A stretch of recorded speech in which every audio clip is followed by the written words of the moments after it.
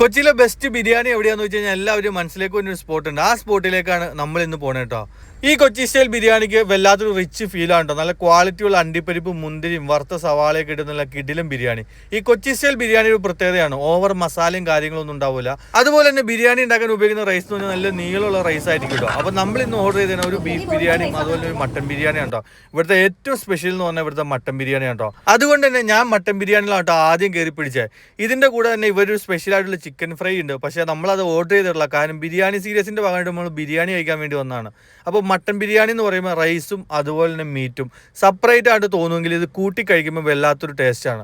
അപ്പോൾ ഇവിടുത്തെ ബിരിയാണിയുടെ കൂടെ പ്രത്യേകത എന്ന് പറഞ്ഞാൽ ഒരു പപ്പടം കിട്ടും. ആ പപ്പടവും അതുപോലെ തന്നെ ആ പുളിങ്കറിയും അതുപോലെ തന്നെ സലാഡും ഒക്കെ മിക്സ് ചെയ്താണ് കഴിക്കുമ്പോഴല്ലോ ശരിക്കും ഒരു കിടിലൻ കൊച്ചി സ്റ്റൈൽ ബിരിയാണി എങ്ങനെ ഇരിക്കും അതുപോലെ ഇരിക്കും ഈ ബിരിയാണി എന്നാണ് എൻ്റെ അഭിപ്രായം. എന്തായാലും ഇതിന് മുന്നേ കഴിച്ചേക്കണവരൊന്ന് കമൻറ്റ് ചെയ്യാൻ മറക്കണ്ട.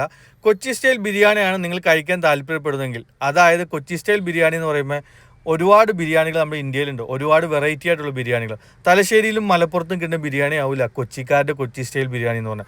അത് റൈസും മീറ്റും ഒക്കെ സെപ്പറേറ്റ് ആണ്. അപ്പോൾ തീർച്ചയായിട്ടും നിങ്ങൾ എറണാകുളത്തെത്തി ഒരു കൊച്ചി സ്റ്റൈൽ ബിരിയാണിയാണ് കഴിക്കാൻ പോകണമെങ്കിൽ എന്തായാലും നിങ്ങൾ ഇത് ട്രൈ ചെയ്ത് നോക്കിയിട്ട് അഭിപ്രായം പറയാൻ മറക്കണ്ട. നമ്മൾ കൊച്ചിയിൽ ഒരു ഫുഡ് സീരീസ് നടത്തിക്കൊണ്ടിരിക്കുകയാണ്. അതും ബിരിയാണി സീരീസ് ആണ്. ഏകദേശം 17 സ്പോട്ടുകളോളം കവർ ചെയ്തു.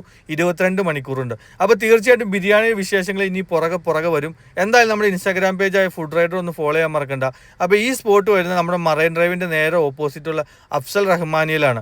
എന്തായാലും തീർച്ചയായിട്ടും നിങ്ങൾ അവിടുത്തെ ബിരിയാണി ഒന്ന് കഴിച്ചു നോക്കാൻ മറക്കണ്ട. മട്ടൻ ബിരിയാണിയെ കുറിച്ച് ഓർമ്മ പറയുമ്പോൾ എനിക്ക് ഏറ്റവും കൂടുതൽ വന്ന സ്പോട്ട് അഫ്സൽ റഹ്മാനിയാണ്. തീർച്ചയായും 100 പ്രാവശ്യം ബിരിയാണി മട്ടൻ ബിരിയാണി കഴിച്ചു കഴിഞ്ഞാൽ അവർക്ക് ഒരിക്കലും ഇത് മറക്കാൻ പറ്റൂല. കാരണം വെച്ചാൽ നമ്മുടെ ബീഫും കഴിച്ച് മട്ടനും കഴിച്ച് അതിൽ എനിക്ക് തോന്നിയത് മട്ടൻ ഒരു സ്റ്റെപ്പ് കൂടി മുകളിലാണെന്ന് തോന്നി.